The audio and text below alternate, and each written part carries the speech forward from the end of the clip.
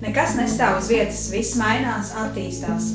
Arī mums ir jāspēj mainīties līdzi. Šī gada Lielās Talkas moto skan Tīra Latvija sākās tavā galvā. Jebkura cilvēka rīcība sākas ar domu. Arī mēs esam sākuši domāt dziļāk un pamazām sākuši spērt pirmos soļus, lai pasaudzētu mūsu dabu. Esam Dobelē rīkojuši akciju, kurā savācām nederīgos medikamentus. Šeit ir redzams mūsu darba rezultāts, medikamenti, kurus savācām.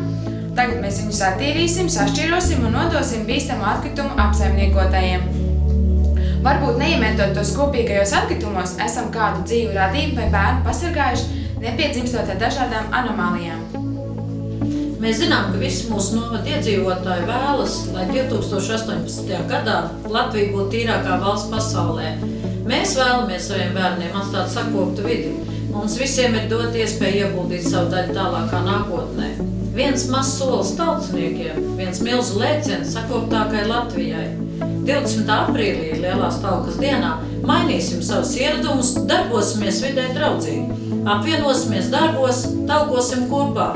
Esi kopā ar darītājiem, nevis mājās sēdētājiem.